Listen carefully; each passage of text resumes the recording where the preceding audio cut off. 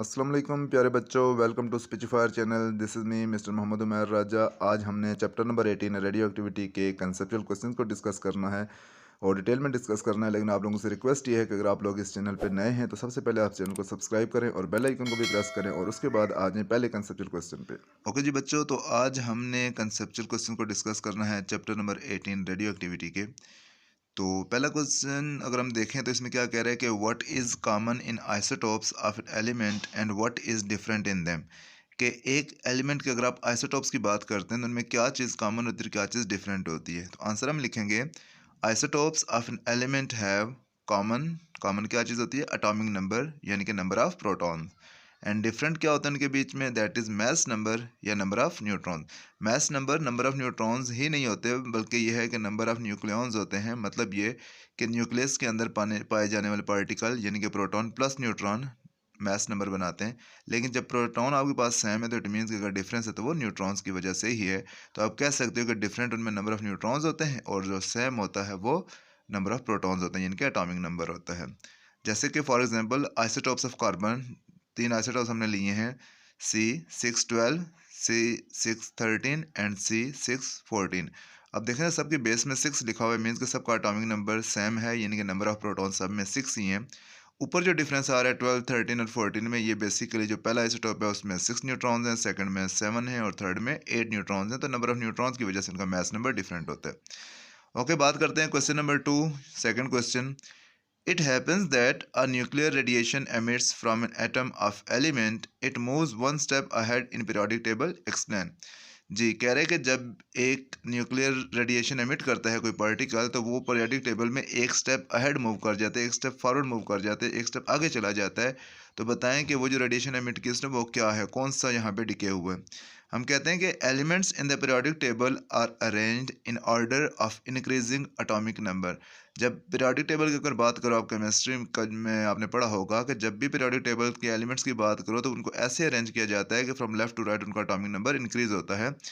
ठीक है, और यहाँ पे आपसे ये कह रहे हैं कि एटम ने रेडिएशन एमिट की और वो नेक्स्ट पार्टिकल में मूव कर गई, इनके पीरियोडिक टेबल में एक स्टेप आगे चला गया। इट मीन्स कि उसका एटॉमिक नंबर ज़्यादा हो गया एक। तो आप बताइएगा कि कौन सा यहाँ पे आपके पास न्यूक्लियर रिएक्शन टेक प्लेस हुआ है।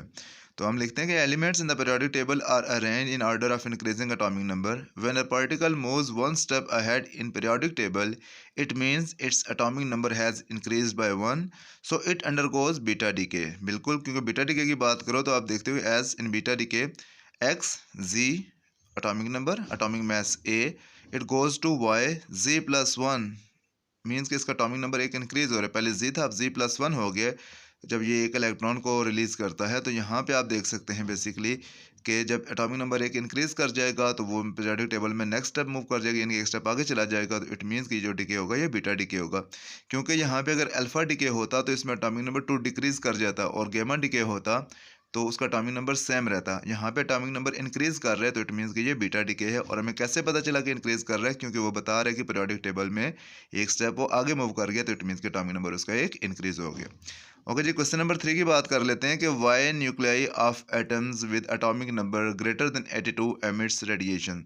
जी, कि ऐसे एटम जिनका एटॉमिक नंबर 82 से ज़्यादा होता है वो रेडिएशन एमिट करते हैं, क्यों? क्या लिखते हैं हम कि nuclei with atomic number greater than 82 are highly unstable because of repulsive forces between the particles in the nucleus. कह रहे हैं कि जो न्यूक्लियाई के एटम्स होते हैं, आई मीन कि जो न्यूक्लियस होते हैं जिनका एटॉमिक नंबर ग्रेटर देन 82 होता है वो हाईली अनस्टेबल होते हैं। क्यों हाईली अनस्टेबल होते हैं? क्योंकि न्यूक्लियस के अंदर जो प्रोटॉन्स होते हैं, पॉजिटिव चार्ज होता है, उनमें रिपल्सिव फोर्सेस होती हैं बहुत ज़्यादा, जिसकी वजह से वो हाईली अनस्टेबल होता है। In order to be stable these particles emit particles and radiations, कि ये पार्टिकल स्टेबल होने के लिए, मोर स्टेबल होने के लिए क्या करते हैं कि रेडिएशन और पार्टिकल एमिट करते हैं।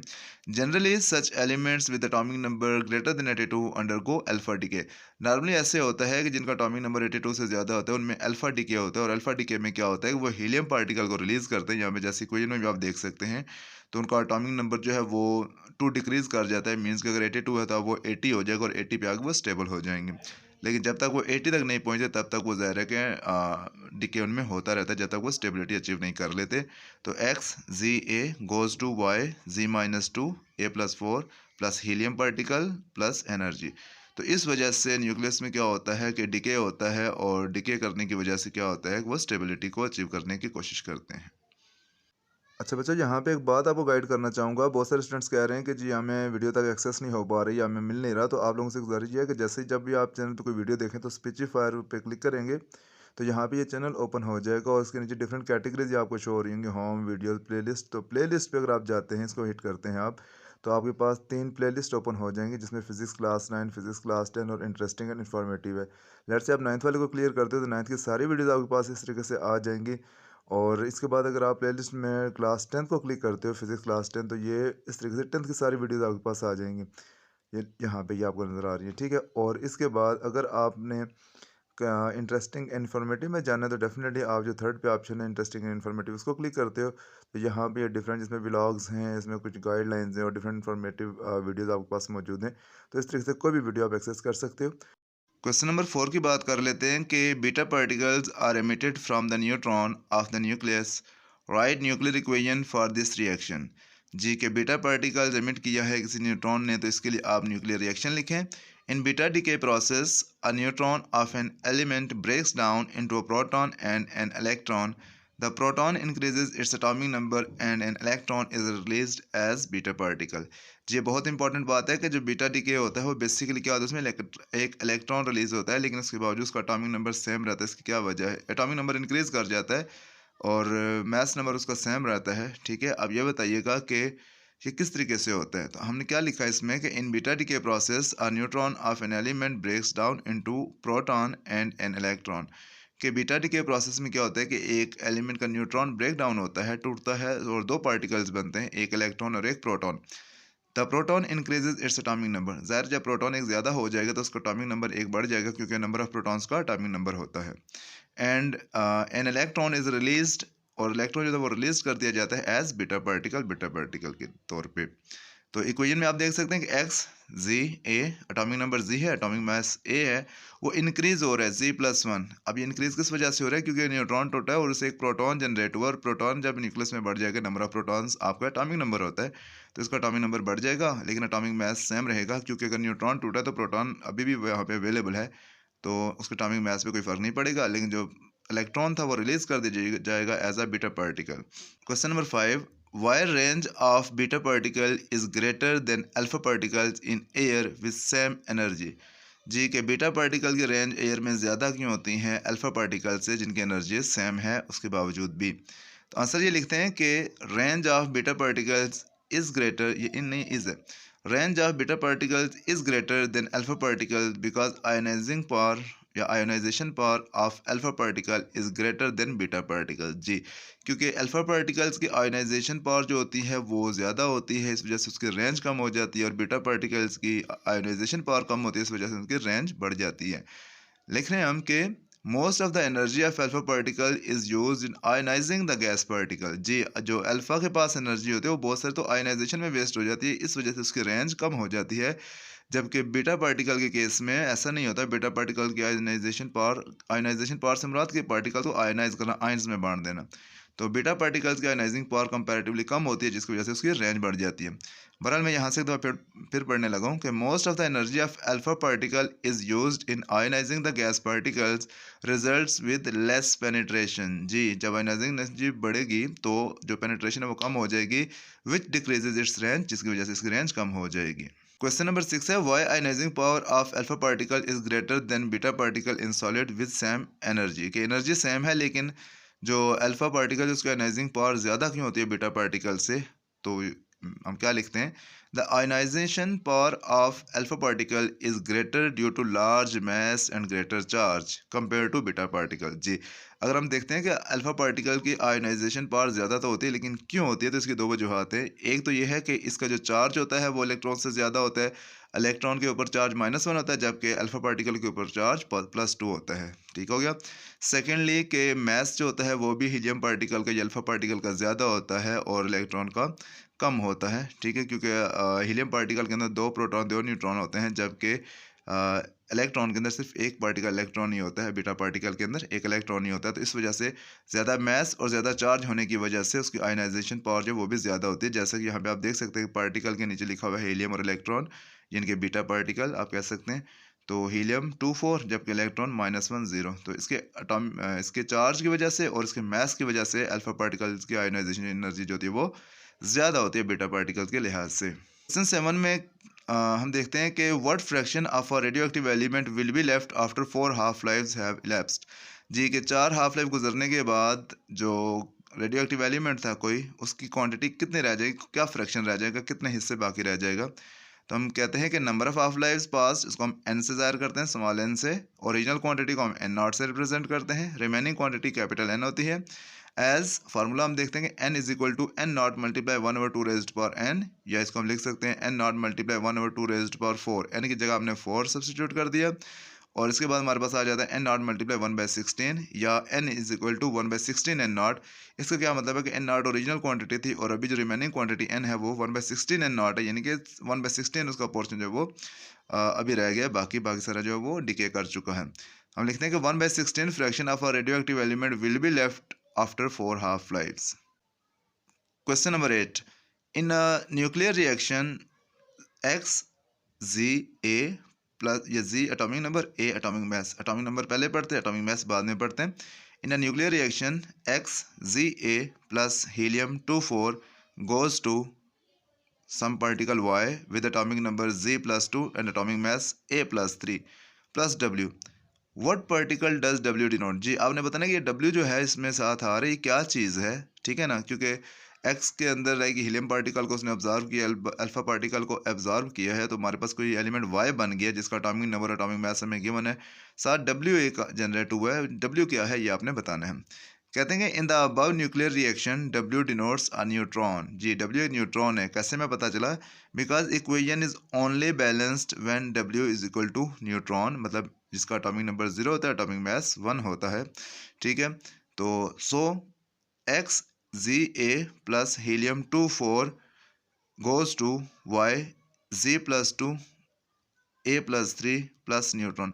यहाँ पे अगर आप देखें इक्वेशन बैलेंस हो रही है कि लेफ्ट साइड पे अगर आप देखें तो ए जो एटॉमिक नंबर की अगर बात करें तो जी प्लस 2 है, और राइट साइड पे हमारे पास जी प्लस 2 और है, प्लस 0 करो तब भी वो जी प्लस 2 ही रहता है। जबकि लेफ्ट साइड पे देखें तो एक्स का एटॉमिक मास ए है, हीलियम का 4 है, ए प्लस 4, हमारे पास यहाँ पे वाई का ए प्लस 4 आना चाहिए था, लेकिन ए प्लस 3 आ रहा है। इट मीन्स के एक जो न्यूट्रॉन है वो कहीं मिसिंग है, तो वो न्यूट्रॉन हम साथ ऐड कर देते हैं, तो प्लस न्यूट्रॉन। तो यहाँ पे अगर ऐड करें ए प्लस 3 प्लस 1 तो आपके पास वही ए प्लस 4 हो जाता है। इट मीन्स कि आपके पास जो पार्टिकल था वो न्यूट्रॉन था। क्वेश्चन नंबर 9 है, why is energy released when lighter nuclei fuse with heavier nuclei. जी कि जब लाइटर न्यूक्लियस मिलकर हैवियर न्यूक्लियस बनाते हैं तो एनर्जी रिलीज होती है, क्यों।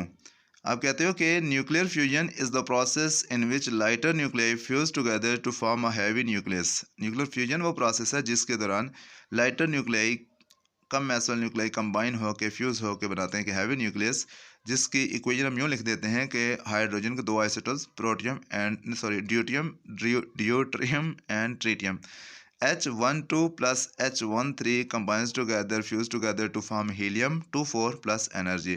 The resultant element means helium की बात हो रही है. The resultant element has less mass than the sum of two reacting nuclei. जी अगर आप देखें तो ड्यूट्रियम और ट्रिटियम का मास कोलेक्टिवली 2 + 3 5 बन जाता है, लेकिन हीलियम के पास तो 4 है, तो वो जो लेफ्ट ओवर मास है वो कन्वर्ट हो जाएगा एनर्जी में। जी हम क्या लिखते हैं, the resultant element has less mass than the sum of two reacting nuclei. The leftover mass is converted into energy. जी तो यहाँ पे फ्यूज होने के दौरान एनर्जी रिलीज होती है, वो बेसिकली मास ही होता है जो एनर्जी में कन्वर्ट हो जाता है according to Einstein's equation E = mc²। Question number 10 है आपके पास कि when a nucleus uranium 92 to 38 absorbs a slow neutron, it subsequently emits 2 alpha particles. What is resulting element? कि एक न्यूक्लियस है यूरेनियम 92 to 38 जो कि एक न्यूट्रॉन को एब्जॉर्ब कर रहा है, और उसके बाद उसके अंदर अल्फा डिके होता है। सब्सिक्वेंटली 2 अल्फा डिकेज होते हैं वो साथ साथ एक के बाद दूसरा।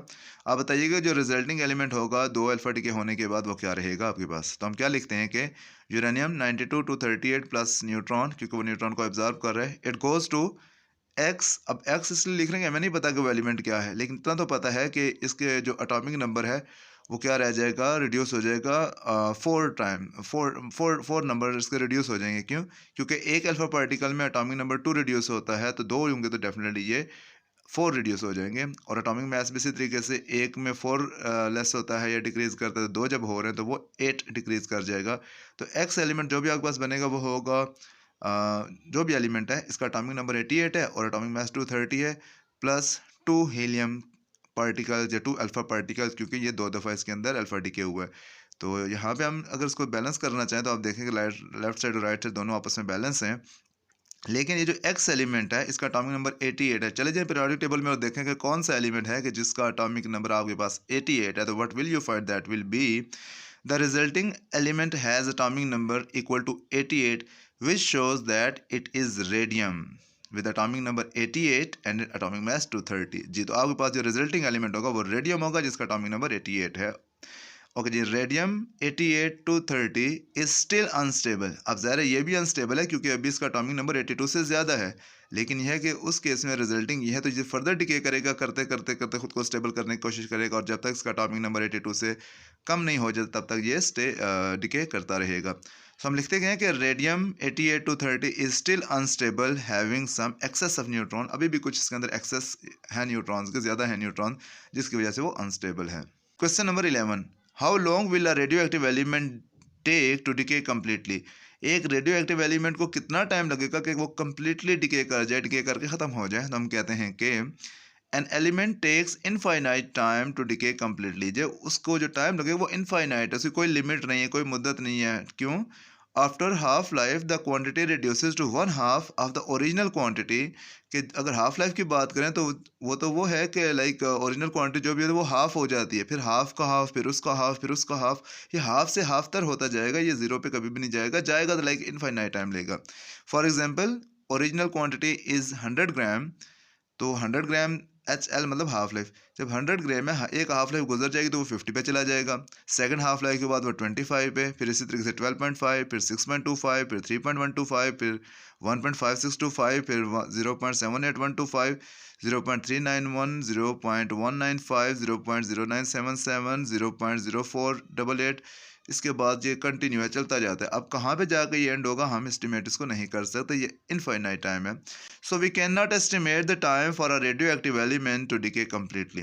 तो बच्चों, ये शॉर्ट सी वीडियो थी आप लोगों के लिए। उम्मीद है कि आप लोगों को बात समझ आएगी। आपके पेपरों के लिए मेरी शुभकामनाएं, नेक तमन्नाएं, दुआएं हमेशा आपके साथ हैं। खुश रहें, आबाद रहें, दुआओं में भी याद रखें और अपने प्यारों का बहुत ज़्यादा ख्याल रखें। मिलते हैं नेक्स्ट वीडियो में। टिल देन, अल्लाह हाफिज़।